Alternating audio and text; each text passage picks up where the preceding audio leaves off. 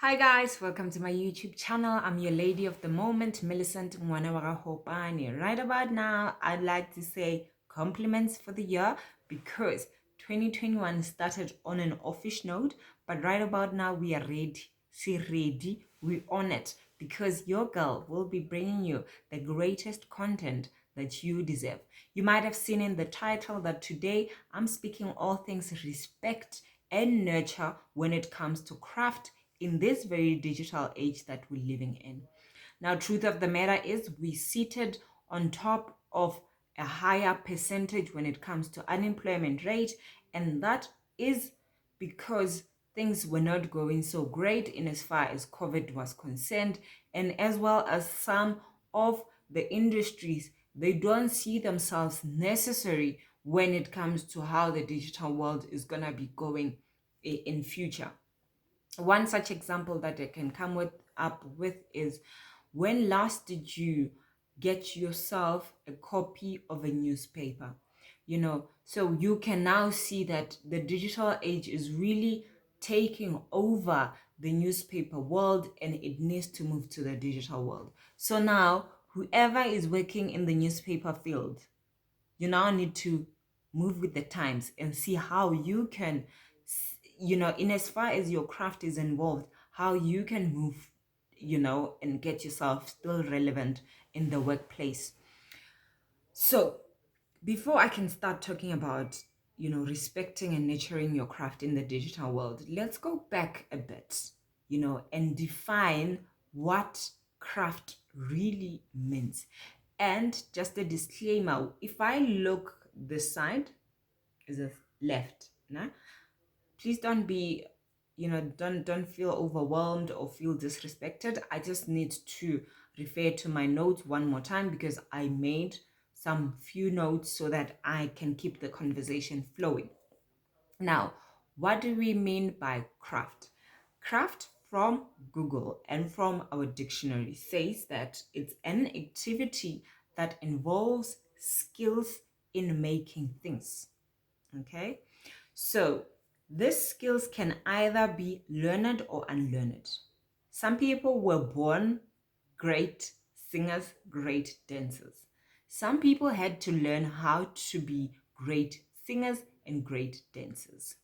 Myself and you, who can do all those things like sing nor dance, we found other things that we can do, like being economists, being auditors, being entomologists, being scientists, being engineers, being business intelligence, being the strategic analyst, being project managers, and the list continues.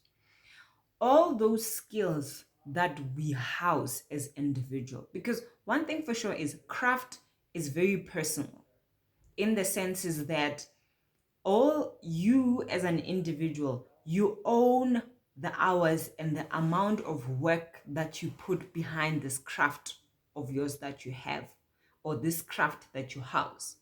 So if it's Millicent and she is good at economics and she's a great economist, Millicent needs to make sure that this craft that she has stays unshakable, stays up to date, stays relevant in as far as life and the world and the age is moving.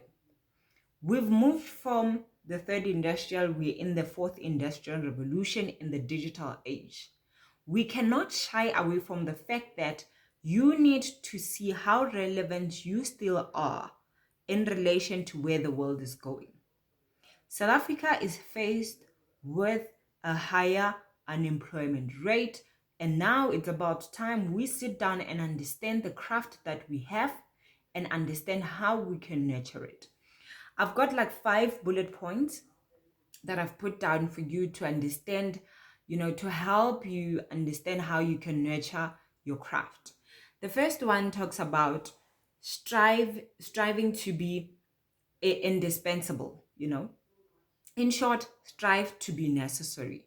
What do I mean? Today, I'm working at ABC Stores and I'm very good in accounting, all the finances. If ABC Stores were to fire me today, what are the very skills that would set me apart from whoever is going to take over my work? And also, before they fire me, what are the necessary skills that I'm currently housing in me so that the next day when they think of firing me, it becomes a very heavy and an emotional task to do? Now, if it's Millicent and she's striving to be necessary, then that means that the emotional intelligence portion or the interpersonal skills that Millicent, they need to be aligned to the craft that I have. You cannot be a great singer and have like rubbish interpersonal skills, where you can't work with people, where you can't pitch on time, where you cannot even think of new ways of doing things, in as far as now people are moving towards piano. As an artist, where do you think you fall into? So as a person who is striving to be necessary, it's very much important that you fix the interpersonal skills in relation to what you are currently housing. Strive to be necessary, meaning that have the adaptability capacity with you. Whatever environment that you find yourself in, be able to adapt and move. Be able to adapt, innovate, and move just like that.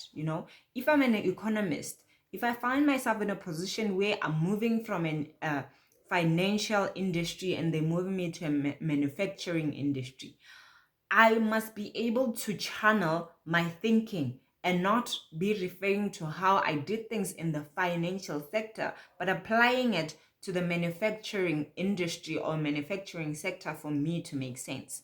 I don't know if I make sense. The next one is being cautious of your daily schedule. Now, I'm not saying that you need to have like your day schedule, right? What I'm saying is, if you are building your craft and you are making time and you're making sure that you're becoming an asset with the craft that you currently have, as a business intelligence, as an accountant, as an auditor, every day in my day, how many hours am I putting aside besides the socials, besides everything? How much time am I putting aside to learn more about whatever that I am currently housing and whatever that I'm currently building up? Okay. Another example, we're going to refer back to an artist. An artist needs to look every day at, okay, this is where the world is going in as far as the world of entertainment is going. How can I learn to move my work from being on paper and on email to coming onto the digital platforms? And now what do I need to learn? Because you cannot, for the life of me, start by saying, okay, I think I'm going to learn how to be an artist and publish my work on Spotify if I don't know what needs to happen on Spotify. I need to have an account first. Not an account of a consumer, but an account of being a publisher in the Spotify world. Investing that time in researching and understanding your world before anything else. The third point is find your flow. So once you've established that schedule, already you know that at this time in the day, my 15 minutes, my 30 minutes goes to my craft, goes to whatever that I'm good at. As a speaker, my 15 minutes goes to going onto YouTube and understanding what speakers really would say, like the famous speakers, what do they say about where I am, what do I need to improve, what are the courses that I can enroll into for me to be a great speaker, right? And then immediately when you find that flow, eventually you are now able to say, you know what, every day your mind gets set up to say, I need to learn about this, and it comes up with new ideas. And that leads me to my fourth point that talks about chase your curiosity. When you invest your time in your craft and now you have developed a flow and you've got a flow going, eventually you're gonna come up with ideas that eventually are gonna help you to be curious enough to understand what would happen if I now become the person that houses all the skills or teaches other people how to do this on the other platform, or how to do this on the other platform, or how to do this on a different platform altogether. Okay? And once you've got your curiosity, it's very much impossible for you to be unstoppable in your area of specialization, because you are a speaker who has developed a curiosity for everything else, and you can have a conversation about almost everything. You can be told, you can be asked to speak in the financial sector and you'll nail it. You can be told to come speak in the entertainment world and you will do it flawlessly. Why? Because you have invested your time. And lastly but not least, find rest. No person that I know was curious, developed curiosity and became innovative by working 23 hours and only sleeping an hour. Have time to rest, be aware of your environment, and let yourself go into the environment effectively, efficiently, and be able to say, you know what, this is my time to rest. And when you're resting, your brain actually has time to dissolve everything that you've learned throughout the day and starting to come up with all those ideas that would help you to stand and say, I've got a great idea. I think I need to develop this. I've got a great idea. I think I need to develop this. With all that being said, all those bullet points that I've mentioned for you, if you understand your craft and you know what you're good at, it is very much impossible for people to forget about you. Be unforgettable in this digital age, because your footprint can remain in people's head forever and ever. Be an asset that everybody wants to associate themselves with. And this is the words that I'm leaving you with, that if you invest yourself in your craft and doing it very, very well, you will be impossible to replace. Ladies and gentlemen, I think I've said all I needed to say, and I hope you love and enjoy this content. Please remember to continue showing support by subscribing and also commenting down below on what you'd like me to share and speak on the next time. Until then, cheerios.